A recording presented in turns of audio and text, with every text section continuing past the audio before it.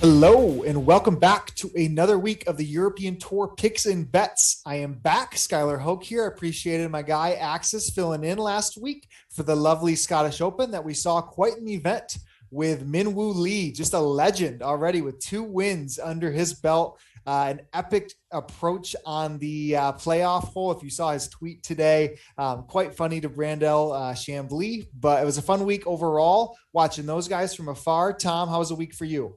Yeah, it was good. I mean, so we really appreciate Axis jumping in, and we had a great time. And we picked out a couple of names. He picked up Poulter, I picked up Lucas Herbert to go back to back, and they're both one shot at the playoffs. So I think we were on the right lines there, and pretty unlucky not to make that three-way playoff there. So it's really, really good. And it's been a tough week for us English, getting over the bitter Euro final, which I'm sure we'll come on to at some point later on in the programme. But look, it's golf again. It's the Open Championship, just down the road from me here in Kent. So really excited to get going. And this week really, I think, is going to have a lot of variance in play, as links golf does. You can hit a drive right down the middle of the fairway and somehow skirts into the fescue off a bad hop. You could get into a greenside bunker and knock it out till the next morning. There's just a lot of factors that come into play on links golf. And we've seen a little bit, of course, the Irish was with it. The Scottish was a style to prepare, but this is a true links golf course. With you being so close, of course, and going to the tournament this weekend, really excited for you, Tom. Give us your take on Royal St. George. Yeah, I mean, it's tough because it's been so long since we've been there. I mean, I was still quite young when we were last there. I say quite young, I was 18, but I was kind of still just getting into golf properly.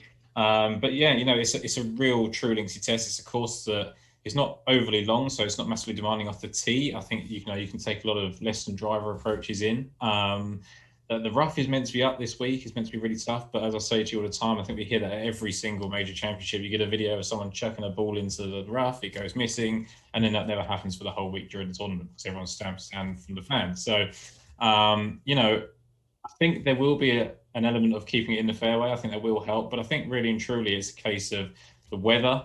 It was looking really benign last week. It's now kind of warmed up as I'm looking out the window. We've had a lot of rain, so it's going to be soft. And I think for Thursday at least, I think the scoring's going to be there. I think some of the earlier guys can get out and really get at it. And then I think there's going to be some sort of gusts at some point over the weekend.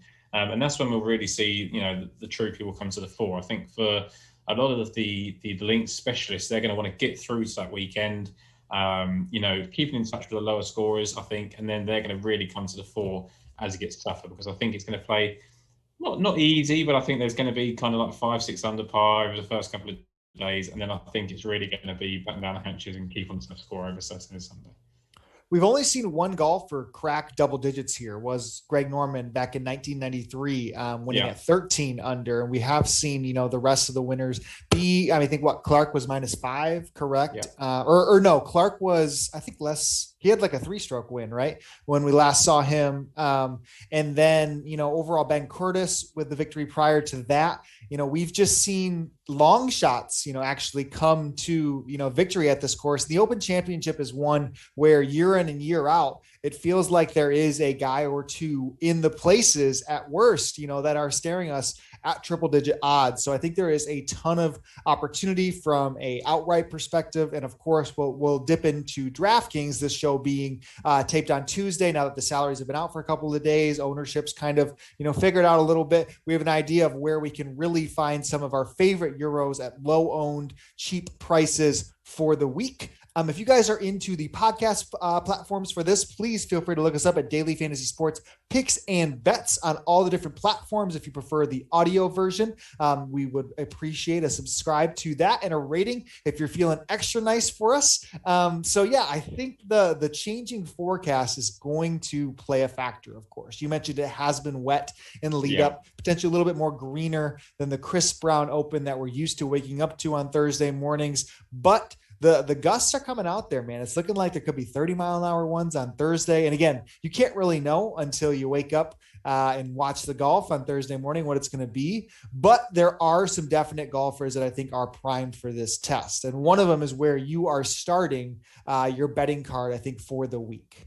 Yeah, and I think just before we move on, Stat, I think back to your point of the long shots winning it. I think you got in terms of Ben Curtis, you had someone that was playing his first major and Open Championship, and then you got Darren Clarke, who was a really wily veteran. So they're both long shots, but both had very different profiles. And then you look down the list of the guys. I mean, you had Phil Mickelson and Dustin Johnson in second place, world class golfers.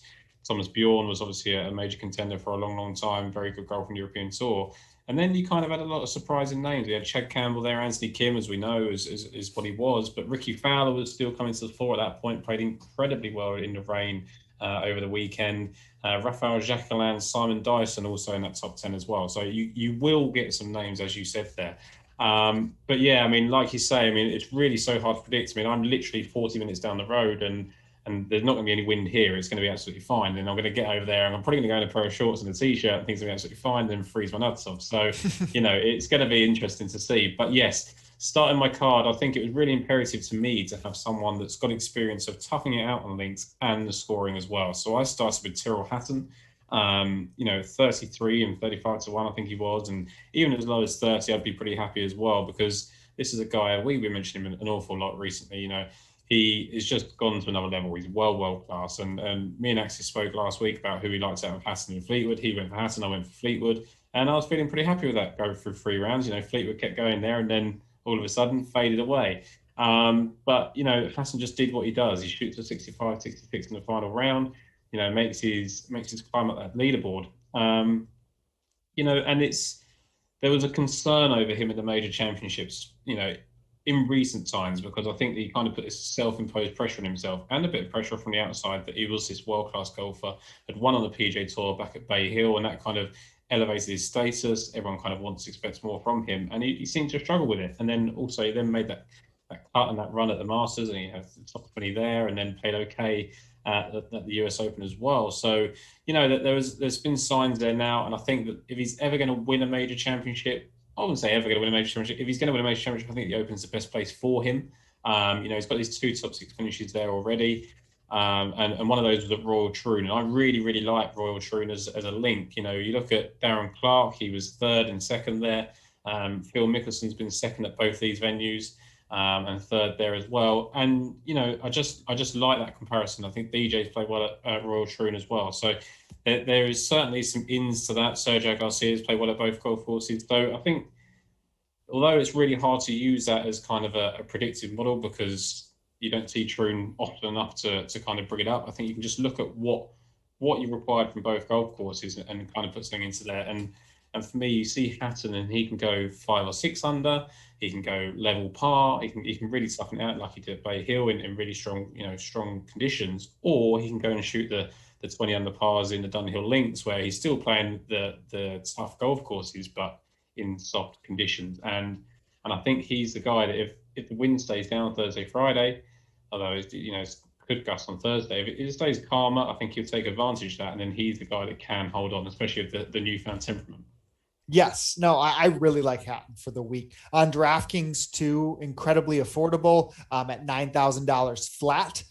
So overall, yeah, I think the tough angle I'm having to play is the experience factor versus the Open Championship finishes versus the eye test of spending and tracking and watching these golfers as much as we had, because I do think back to the Open Championship, the last time we saw it in the Lowry year, because vividly remembering that Sunday is, okay, Hatton was nowhere in the mix, actually. He goes out, shoots low before those conditions really show up, and just like McIntyre did, vaults himself to the top of the leaderboard, and we equivalent it to a phenomenal Open Championship performance. And perhaps, you remember that moment, but you might forget about that in the 2017 Scottish Open when that might have happened, or when Aaron Rai beat Tommy Fleetwood out of the bad wave at the Scottish Open last year to win in a playoff. Like you don't remember all of these instances. So equivalating everybody by a ranking system on links golf is hard to do. It's just more of a feel,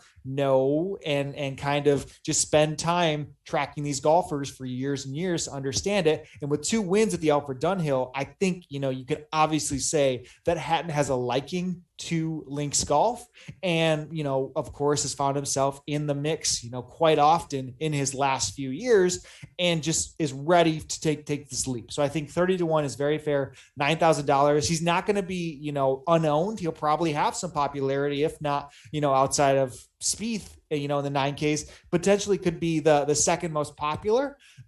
So I think as we go down, we'll find a little bit of difference in some of the golfers. I would find a little bit interesting here on your thoughts on, neither of us, I think, are on him from the outright perspective, but a very fair price. We mentioned the Open Championship in 2019 for Shane Lowry, who is coming back to defend his crown. What are your thoughts on him for the week? Yeah, and just another point on the Hatter before I move on, I kind of forgot to mention, is it's not just his Dunhill links. He's really, really well-rounded at Scottish Open, really good in the Irish Open at Royal Canterbury as well, which are really pure links test. So he really can do that. Shane Lowry, exactly the same. I mean, you look at it, and you mentioned it, it's hard to get a feel for it. And this is what the golfers talk about, right? They play links is a feel game. All of it is feel. So I think it's feel for them. I think we've got to have a feel. I think there's no good us looking at strokes going tee to green, strokes going around the green, strokes going putting, and just focus on that. You need to see the guys that are playing the shots. It's like why we spoke over the weekend about it was really good for the Americans to have a run out and see what they could do over the weekend. I think sometimes I wonder about the Scottish Open, whether not that people try not to win, but I think people try and play some shots that they wouldn't try and play in a stateside when they're trying to win, because they're trying to learn how they can prepare for next week. And I think Shane Lowry, he didn't play last week, played in Ireland instead. He doesn't need that. He's a guy that knows exactly how to play his golf courses. Doesn't matter if it's a golf course he's particularly fond of, or it's one that he knows very well. He knows how to play links golf. He's one of the best. He won as an amateur in the Irish Open. He is just really, really well versed to this. We've spoken all year long about how impressive his form has been on the PGA Tour. I think if he'd have spent the season on the European Tour, he'd have won already. And it does feel like, because he hasn't won since the Open Championship, that there's something wrong, but I don't think there is. We forget how much of the time has gone between us. It's been 2 years, but it's not really been, has it? We had all that time off, and he wouldn't play a hectic schedule. So I think, for me, I'd be really, really comfortable putting Shane Lowry in, because I think what you're getting with him. I think that there's such a high floor to him. I don't know if the guys around that we've already spoken about, in Cyril Hatton, I think Jordan Spieth, people like that. I'm really happy with the ceiling. I think there's more win equity, which sounds ridiculous as he's the defending champion, but I think the stars were aligned for him that week. I think playing in Ireland, playing in front of the home crowd, he's on the fries. I think really proud. I think he'll go really, really well, but I'm not sure it'll be a winning week for him. Yeah, very fair. And again, at 7,900, you might not need that. You definitely don't need that victory to pay off your salary. Yeah. But I think it's time, to really start digging into the next layers of golfers that we are intrigued on, that you're going to find in the low 7s or 6Ks on DraftKings, that are approaching triple digits when it comes to the outright market. And one that I'm incredibly keen on, and had just an excellent Sunday, and truthfully, should have almost been in that playoff if it wasn't for a missed 6-footer on 17. But Ian Poulter is just somebody that I can't help but find myself playing and betting on this week. Overseas, I think you guys call it, the sea of blue that comes on Odds Checker when golfers are just plummeting their odds. And unfortunately, that does happen often with golfers that play the week before and show a spike, whether that was Scottie Scheffler on Friday, or, Lucas Herbert when he got back into the mix on Sunday, we'll talk about shortly, and Poulter as well. We did see those outright numbers crash down. Still is available in the 80s, in the States here for him on the outright market, which I'm okay with. But his price is $7,200, is something that I'm incredibly interested on. And he has a mixed bag, I guess, from what you'd anticipate of Open Championship history. Out of his last 7 or 8 performances, 5 of them are miscuts, when the other 3, he's found himself right there inside the top 15. So again, do you prefer somebody to have T40s across the board, or upside like Shane Lowry did with miscuts mixed around? Or does it really not matter all that much when you see the form of what Ian Poulter has brought in? And I think the, third place that he had, 5 starts ago. I think that would have been the Palmetto. I believe the last time we saw Poulter inside the top 10 before last week. He's just saw himself, with a good, it's a Charles Schwab. Then he goes 25th Palmetto, 40th US Open, 36th the Travelers Championship, just a run of middling form. But following him on Instagram, he's a very open and just talks through his game a lot. And he's been incredibly confident, it feels like, from what he's been going through. And he might have a chip on the shoulder after you mentioned about that soccer match on Sunday. Which he didn't actually get to either. He couldn't get to because the plane kept circling. He said he got there after he had to wait for a playoff once somebody posted -18. But I do really like Poulter's game and just that grittiness of what he has to grind out pars in the wind. I just think there's a lot there to like. What I find really funny about Poulter, and it's a really good segue into that, is that he is a guy that really enjoys the finer things in life. Is what I say about him whenever I speak about him.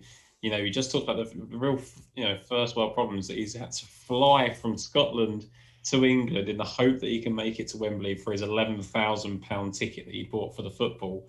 And he just about managed to scrape in for halfway through the second half and was really happy to be there. If I'd paid £11,000 for a football ticket, I'd be there 3 hours early and 3 hours afterwards, and I'd want the footballers to give me a guided tour around the pitch. So, he's just that guy. And you don't expect him, as with that kind of mentality, to be such a grinder, right? But he is.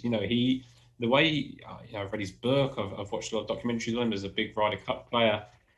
He's such a worker. He wasn't always destined to be a professional golfer. He had to work at it. He was a club pro, works his way in, and then he just bang straight as soon as he turned a professional. Just that inner confidence. He loves the Ryder Cup because he was such a football fan. He loves the team aspect, but individually, he's had a really, really underrated career. And I think because he's split his time, he's obviously not maybe won as much as he probably should have done, but he's had really good major championship finishes. He's had top 3 finishes in this tournament. The worry for me is that he's been here before and not played well, but like you say, that's a variable, right? And it's really, really hard to quantify. We like to look at course form, and there's a guy that I'm going to come on to next who has played well here twice, but it's so long ago. Like, it was a decade ago before the last one, and then it was another 7 years prior to that, or 8 years prior to that we saw them again. So I think that we can forgive him for having a bad round there in 2011 or 2003 or whatever, and just focus on the now. And he's playing incredibly good golf. We talk about,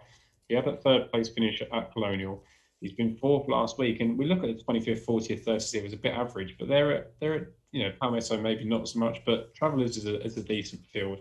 40th at the US Open is, Torrey Pines does not suit Ian Poulter. It's not his game. So a 40th place finish in his context is probably like a top 20, top 15 for another guy that's suited to that. So he's now going to come to somewhere where his skill set really comes to the fore. And we talked about stats earlier, and everyone was sort of saying about how important scrambling is going to be this week because you're going to have to get up and down. But when you look at the statistics, and this is where it gets kind of quite deadly, I look back and none of them had really played very well in terms of scrambling at the top of the market. They'd all putted very well at the top of the leaderboard, but none of them scrambled well as a statistic. So it's kind of those words that you put out, and I think we spoke about it, that it's more the 100 yards and in rather than the around the greens and chipping on. It's who can chip out from the rough and get up and down for 100 yards. And I think he's great at that. Yes. And his putter has been lights out. I know it's, difficult to trust somebody who is riding, one of the hottest putters in the world right now, but we've also seen Louis Oosthuizen ride that to back-to-back incredible major performances. And it's something that you are going to need for the week. So I'm not shying away from somebody because the putter has been, the back of their game, the last few weeks, and almost got him into a playoff and steal that event last week after being quite a way out of it. So the next golfer I think we got to talk about is somebody that, my jaw kind of hit the floor a little bit, Tom, when you let me know that you were on this guy, because Majors has not, been his liking since putting on the green jacket, a few years back. But tell everybody why you're on Sergio Garcia for the week. So when I messaged you and I said, I'm ready for Sergio Garcia to break my heart again, and you said, oh no, that kind of sums up the conversation, right? But that tied 19th finish at US Open was everything for me. Okay, yes, it's a fairly easy setup for him. Maybe does suit his game, but he had the tied 20th finish at Charles Schwab, which actually should be better because I think he was 3rd after 54 holes. He could have contended for the victory and had a bad final round.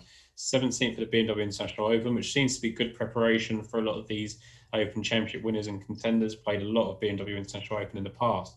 But this is a guy, look, we talked about him at the start of the show when we first started doing this. I said to wait for him to go to a bigger price, and he went to whatever it was, 50, 60s or 90s, they might have been for the Players' Championship at the time, finished tied ninth. He was leader there after round one. And, he didn't kick on from that, but it was just an incredible display of ball striking. When you think of Sergio Garcia, or at least when, back in the past, it was always that he was going to break through at the Open Championship. He was going to win the Open Championship. That's his tournament. He's got that Spanish feel. He's got that Linksy feel. He absolutely loves it. And he never did.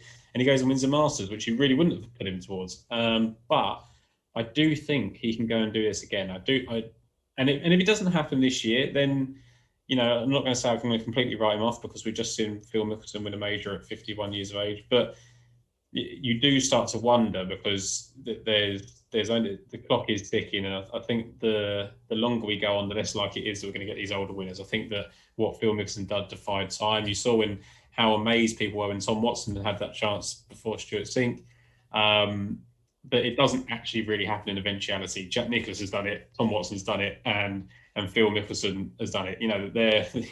They're not the guys that just run-of-the-mill guys that would do it. So I think his window is closing. He's got the Ryder Cup to play for. I know that's everyone's just saying, well, they should be motivated to get into it anyway, but this is his last real good chance of doing that. He could have a good FedEx Cup run, of course, but for me, gets in there, shows Padraig Harrington what he can do, right under the clutch, and 2 top tens at this golf course. Whether that counts so much, I don't know. As I've said to you before, I really like Troon. That's where he went on his famous run to really get close here as well. So look, Links expert, in good form with 3 straight top 20s, and yeah, I really like him. Yeah, and I think that's the first golfer we've mentioned so far, not that, is under the radar, in the sense that I've seen a couple people tip him. I know yourself and, Ben Coley is on him as well. But in the DraftKings perspective, Sergio is probably not likely to be a popular play this week. So does provide a unique way that you can build your lineups, because he's priced up enough, $7,600, that others are going to go to Daniel Berger, for instance, who's just below him, Shane Lowry, like we mentioned, above him, Fitzpatrick even, up there. So Sergio will fly under the radar on DraftKings this week. So I like going there. In my opinion, I'm going to go down, like I mentioned, the sea of blue happening. I'd be wrong not to talk about Lucas Herbert and what it has been, in incredible last 4 events for him. And, that comes almost 5 events, because I believe at the PGA Championship, he put 1 round that was almost the round of the day, I think, on that Friday. But Lucas Herbert, 4th last week at the Scottish Open. He went and won, of course, the Irish Open the week prior to that. And coming into that form, and why we liked him so much that week, was he had back-to-back top 20s on the PGA Tour at the Travelers and the Memorial. So 2 events that aren't, gimmies by any means, that we see him really, in the mix. For instance, really being, under the radar. Not when you're talking about him, enough of an outright number to cash that week at the Irish. That was pretty, impressive. So was really happy with that. And of course, you see him when he's making a run on Saturday. I think I bet him at initially 200 to 1.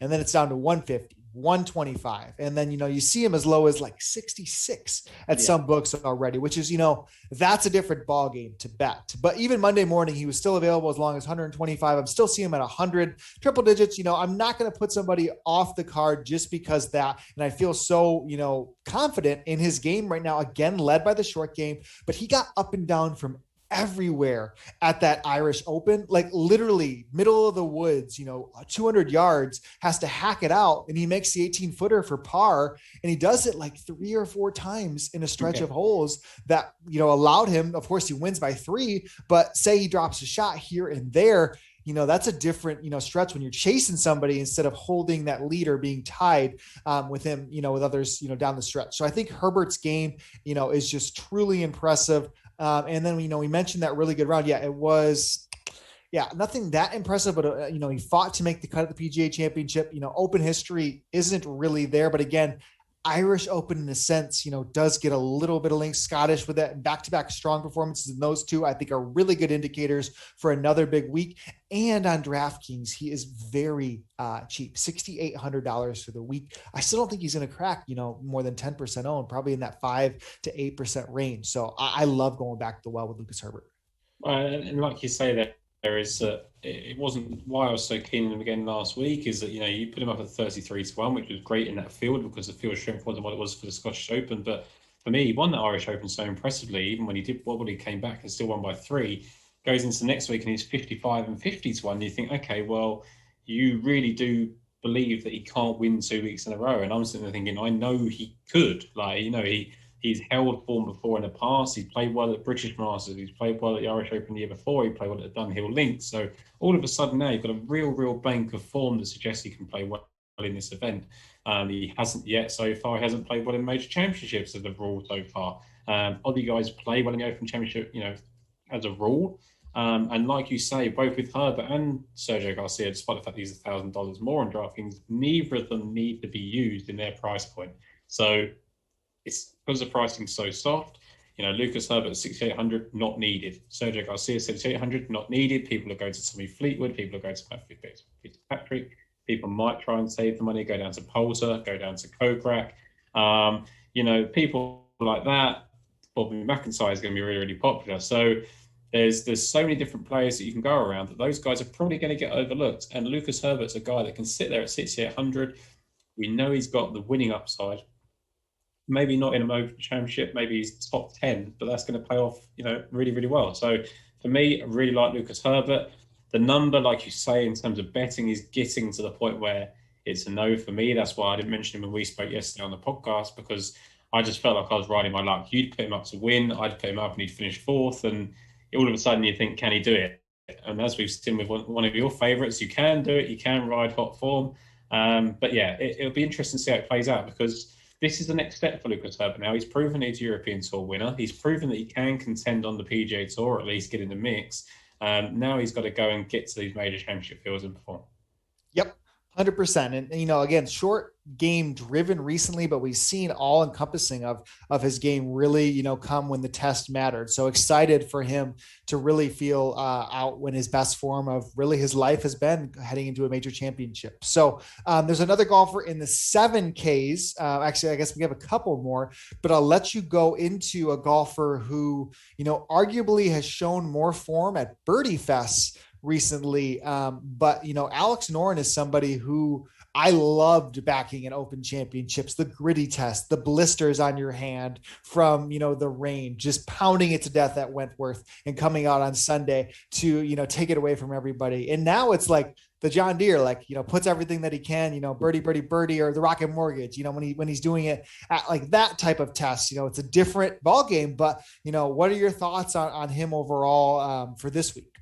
I mean, he is just a certified link specialist, right? I mean, he had like 4 or 5 top 20s in this event alone. He's won a Scottish Open. He's won the Celtic Manor. Birkdale was a very popular spot for him. Play well. Saw him do that live there. He is, like you say, he's sort of leaning towards a birdie fest. He does go low, but I think he's another player that I like that can do both. He can really grit it out. If the weather comes, that's fine. He'll get on with that. Little bit suspect at the Rocket Mortgage when he got in contention, in the sense that last putt on the final hole, slightly disappointed. But I thought it was really revealing how he was in his interview. That kind of said, "Look, it's been a long time. It's been a little while since I was like that." And he's done that in his career, right? He's disappeared for periods of time, and when he goes and does what he did at Wentworth, it kind of takes you by surprise. But a bit like Martin Keimer, but similar sort of thing, that they've been to the upper echelons. I mean, Martin Keimer's slightly different because he's won majors and been world number one, but they just have similar profiles of going away. But Scottish Open winner, British Masters winner, Dubai is obviously somewhere he's played well and gets kind of focused on as a links apparent. Celtic Manor, he won in 2011, third at Dunhill Links in 2012, Open Championship in 2017 was sixth. He really just loves it kind of thing. Even on the PGA Tour, the Honda Classic, bit of win there, tied third. So for me, just everything about Alex Noren's game is perfect for this. I think it was at 7,200. I think he is on DraftKings, somewhere around there. We've just spoken about Ian Poulter, Alex Noren, all that kind of area. That's 7,200 and 7,300 is sport for choice, right? I know, we're talking about the European Tour perspective, but you've got Ricky Fowler, Harris English there. And then you've got the guys that we're sort of used to talking about, Thomas Dietrich, Matt Wallace.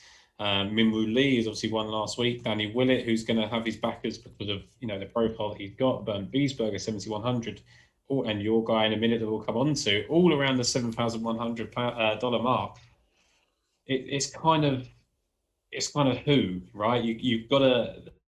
One of these guys is going to make a run. One of these guys is going to be top 10, and you've really got to just nail your pick to the wall and just run with it. You've got Poulter in your selections. You're going to have the guy that you're going to pick up in a minute. I've spoken with Noren. There's going to be someone that's going to make that run. It's going to happen. We've seen it in leaderboards every single Open Championship, and he's just one of those guys that can do it. And what I found pretty interesting too, and it's, doing research, I think it was on the last like 7 or 8 Open Championships, and who has done like the best on their debut. Because it's not often you see golfers for their first time playing the Open Championship. Of course, it has happened. Curtis, we talked about earlier, but getting into the top 10, just say. So McIntyre was somebody who did it in 2019. Okay, Scottish, we have Euro Tour grinder, makes sense. I don't think there was anybody in 2018, another golfer who did it on debut. If you remember, Hao Tong Lee was another one who I think it was in 17, incredible rounds that he put together, but another European Tour player at the time. It wasn't his debut, but Beef was another golfer. I think he had like a debut like 4 or 5 years prior where he missed the cut really young. And then he comes, I think, and finishes 6th the next time we see him at the Open Championship. Matthew Southgate comes to mind, a 12th and a 6th place finish, in his, Open Championships. Just golfers that I think if you're going to pick in this range that can be under-owned and potentially, just a little bit too cheap, and we know how good they are on the European Tour, those are the ones that have shown up on the leaderboards and could literally win you $1 million this week on DraftKings because people aren't playing them. And I think it's the opportunity to get different in this range when others might pile on to the Americans or the PGA Tour golfers that they are more comfortable with. And with that, I think, go ahead. But that's the thing, isn't it? Is that, like you say, because there's these guys because the pricing is the way that it is, you don't need to search around this range. Whereas our show fundamentally is about bringing those guys that you should be looking for at this range. You don't need to do that this week. You can go and fill out your guy and make a minimum of $8,000 and have a really strong lineup, and you don't have to stretch past the PGA Tour. And don't get me wrong, Americans are really, really good at the Open Championship. They're underrated considering how good they are. They've dominated it for a long, long time, conversely to what people think. But like you say, this decision here, this range is where you could win $1 million. And Alex Noren he's not the guy that people don't know about. We're going to go down to those kind of people in a bit, but like you say, 19th on debut, 9th in 2012, 6th in 2017, 17th in 2018, and then another 11th place finish in 2019. So it's really, really steady. If you want a guy that's going to get you through the cut and play it, you would suggest that that's going to be the guy. Yep. And for me, the one that I'm really going to end up with a good amount is Bernd Wiesberger. I mean, we have seen a stretch of golf out of him, 26 last week, which was, middling for what I really had, if I'm my one pick for last week, he would have been the guy. But, he comes after that being 5th the week or 2 weeks prior, missed cut at the US Open, which arguably, from an irons perspective, we saw just a strong performance out of him, gaining almost, I believe it was just above 4 strokes in 2 rounds where he missed the cut on the number. And then before that, he was 40th at the Porsche, the week before. He had won at the Maiden Himmerland, and every single one of those weeks, we've now seen 5 consecutive where his irons have been very strong. And that's just not something that, we have seen out of Bernd, arguably since we saw a good amount of stretch of golf for him, in the 4, 5, 6 years ago, back when he won the Maiden Denmark, he had really good irons that week, but before that wasn't all that consistent. I mean, he went on a stretch where he won the Scottish, of course, and then finished 32nd, which was his best finish at the Open Championship in 19. So his flashes have been there, but the consistency is he's now put together. And what I think of when I think of Bernd, we mentioned this on the Lost for Words yesterday, is just that pesky guy in the leaderboard who, hits it into the fescue, and it's like, okay, this is a bogey, maybe double. And somehow he makes a 16-footer for par. And, he's just there time after time again. I can vividly remember rooting against him because Guido was chasing him, not too long ago, and he puts it in the water on a par 3. It's like, okay, double. Here we go. We're ready to rock. he sticks the third, to 3 feet, walks away with a bogey. And it wasn't like he even lost any sort of momentum after he birdies like 2 holes later. That's the kind of guy Bernd is. And I think that game can continue to play well. Of course, he's going to be low owned right there with Alex Noren. Both of them 7,200 for Noren, 7,100 for Bernd. Maybe people are put off by that Open Championship history. I just love that form he's coming into. So I think he's a very strong play this week.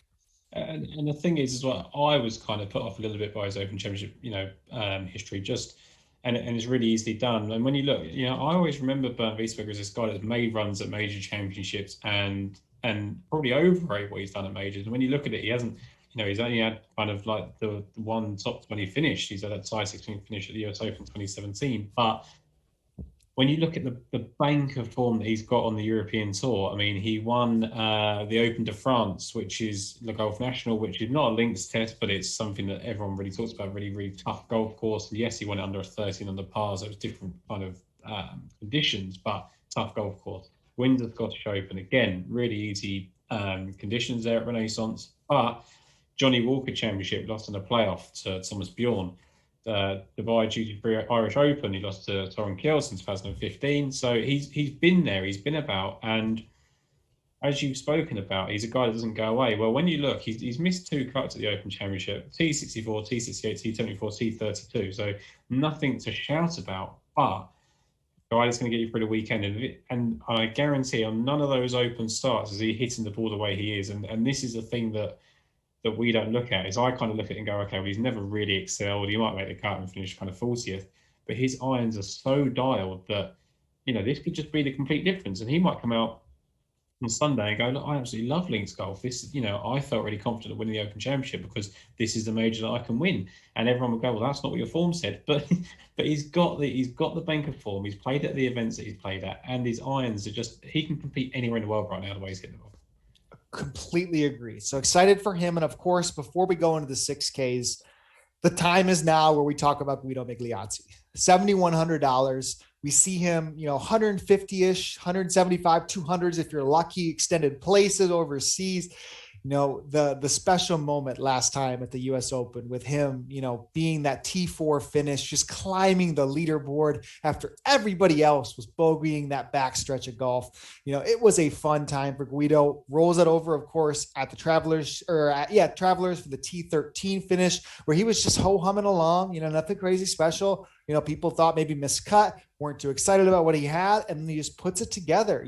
Again, back against the wall on Friday, playing with Harrington, a big opportunity for him to get his eyes on him and play and get to know him maybe a little bit better for the Ryder Cup opportunity. Comes out, back against the wall, makes the cut, 5 under, plays the weekend. Okay, nothing great, and walks away, from the Scottish Open with an average finish, but a perfect kind of tune up, get back to European Tour. Let's get after it at the Open Championship. His short game is so good right now. It's so good, and it was what we worried the most about him forever. So we see him chipping in from everywhere, obviously, on the coverage. But again, he's just been doing that for arguably, an extended period of time now. This is the most consistent golf we have seen out of Guido Migliozzi in his entire playing career, and it's on the big stages. He's not afraid to be there. He's shown, minimal life and links experience because he hasn't had all that much. A good round at the old course is pretty much, all we can really hang our hat on. But I just love what we've seen out of him. And of course, you guys all know at this point, we're almost to the end, of major season, of course, but, the European Tour race to Dubai where he's, cracking the top 10, this is the big stretch of golf we have coming up for him. And he's clicking on all cylinders. Continue to go back to the well, let him be under-owned again on DraftKings, let him bask in the Italian glory from this past week. And, let's lock and load him at $7,100 again.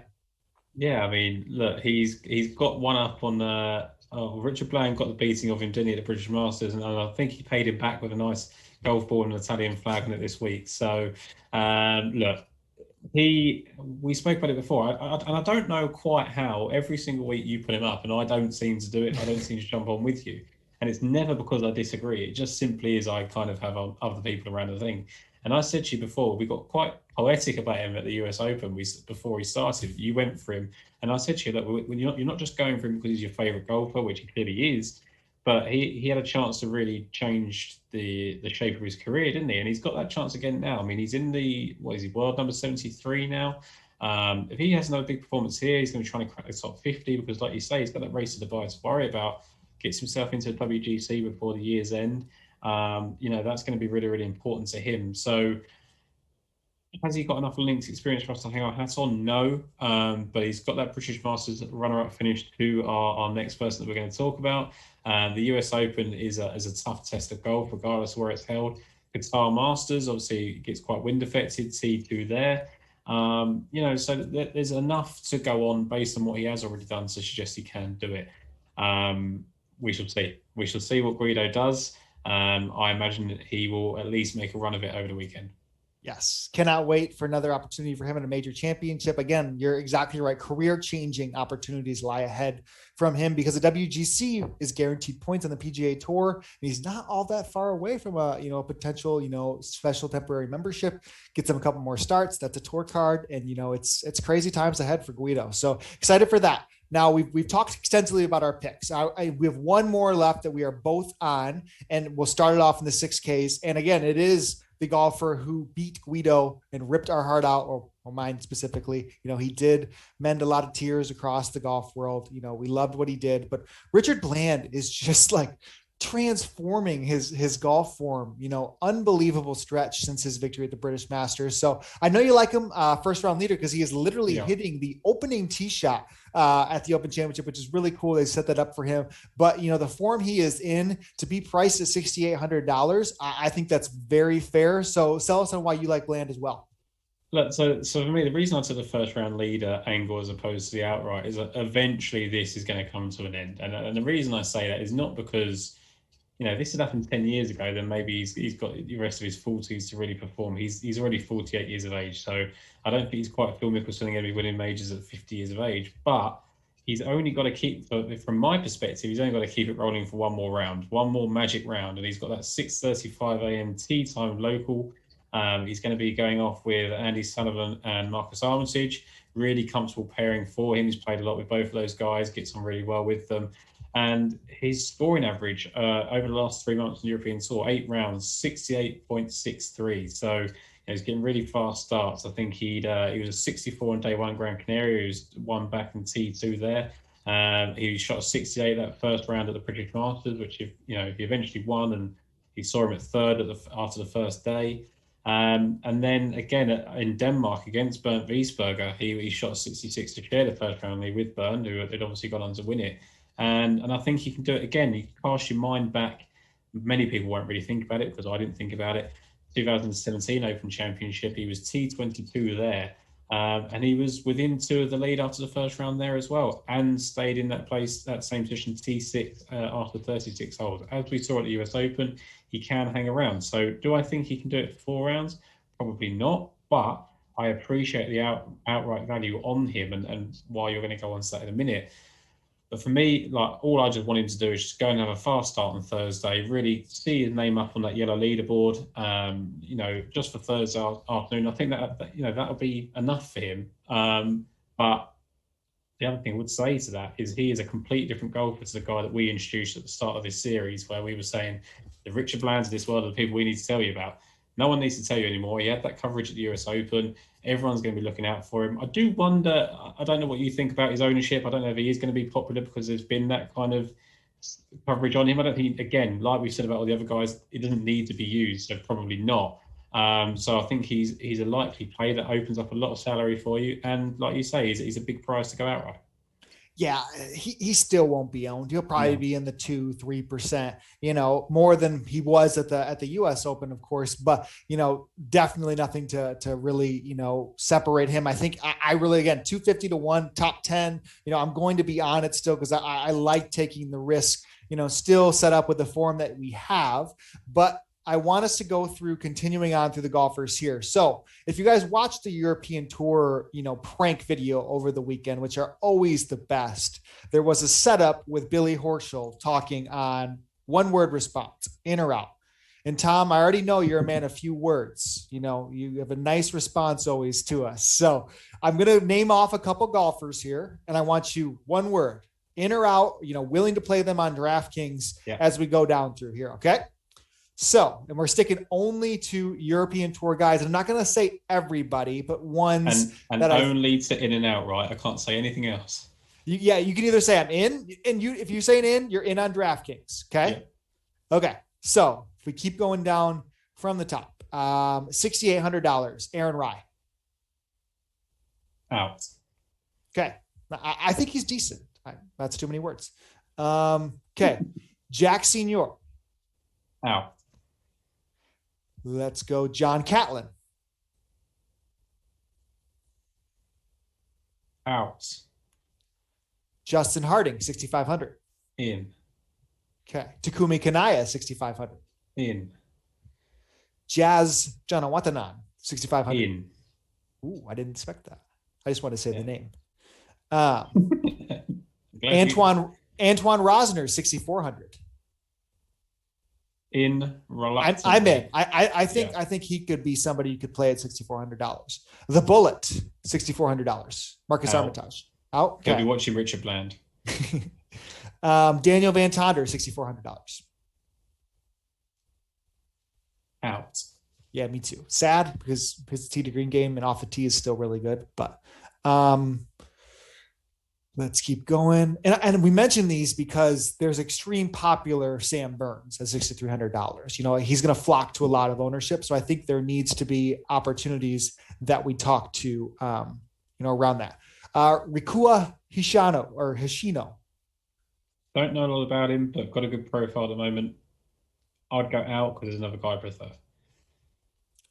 Johannes Veerman, $6,100. Yes, he's the one. Absolutely, I think right there. 100% in. And I will use my allotted words now. Johannes Veerman has really performed well over the last couple of weeks. And then when you look at where else he's done that, it really builds for his Open Championship profile. So he was 8th last week at the Scottish Open, 3rd at the Irish Open. Many people will look at that and just go, he's kind of caught, lightning in the bottle maybe. And we were talking about Veerman an awful lot. You've backed him a couple of times because of his strong ball striking. It's not worked out because of his short game at times. 14th place at the Qatar Masters. Where do we always talk about outside of, in the Middle East? Windy, Qatar Masters. You then go back to last year. He was at the Cyprus Showdown. He finished 4th. He had a chance to win. Again, it was quite open there. 10th at the Andalusia Masters at Valderrama. Tough golf course again. 17th at the British Masters last year. So there really is a trend of where he performs best. It seems to be on tough layouts, windy layouts, or British layouts. 52nd at the Alfred Dunhill. Not a great result, but again, that was 2 years ago. Much improved golfer. So I think he's got a taste for this type of golf. He's obviously hitting the ball well. He's had those 2 good runs. I think he's a guy that can just sneak through in that kind of top 15, top 20. Everyone goes, who is that? Oh, that's weird. He's got an American flag by his name. I thought he was Dutch. I'm not going to lie to you. I thought before I actually saw the American flag next to him, before I saw him talk, he was Dutch. I think he must have some sort of Dutch ancestry because Johannes and Veerman is definitely not very American, but he is American. He's educated over there. But yeah, I think $6,100. He's going to be a guy that, again, we've spoken all show about the fact you don't need to go down here. So, okay, maybe you don't. But if you do, and you really want to play some of those top guys, he's going to be the guy. And we didn't mention Jason Scrivener as well, who's been in fantastic form, Australian, great guy to possibly have in those teams as well. Yep. So Scrivener would have been the next one, I think, in on him. And then Dean Burmeister is $6,100 as well. I think he is in play this week too. But we've hit our end here. Tom, can you review your card for the week? Yep. So it's Cyril Hassan for me at 33, 30s, whatever it is that you can get on him. Sergio Garcia at 50s and 80s and 70s and whatever you can get on him. Alex Noren, I think, was 90s, 80s, something like that as well. And then I like Richard Bland for first round leader. I think the magic can last for another 18 holes. All right. I'm on Ian Poulter, 80-1. Lucas Herbert, 100-1. Bernd Wiesberger, 150. Guido Migliazzi at 160-1. And then I'm expecting Richard Bland, all 72 holes to stick onto it for 250-1. Have a lovely Open Championship, everybody. For, you guys on the stateside, enjoy waking up at 1:30 in the morning to coverage all through the evening. If the baby wakes up in the morning, it's not as bad this time around when you can flick on the golf and enjoy it. If you're somebody everybody is just anxious and excited. If you're a night owl, if you're a morning person, this is the best golf that you just get to enjoy. So Tom, I hope you have an amazing experience Saturday and Sunday. And please just give Guido a hug if you can for me. I will do. Yeah. If I said to you before, if I touch him, I won't wash my hands, and we'll meet up in a couple of years' time. Can't wait. All right. Probably good luck, not everybody. COVID safe, but there we go. Yes. Thank you, everybody. Good luck.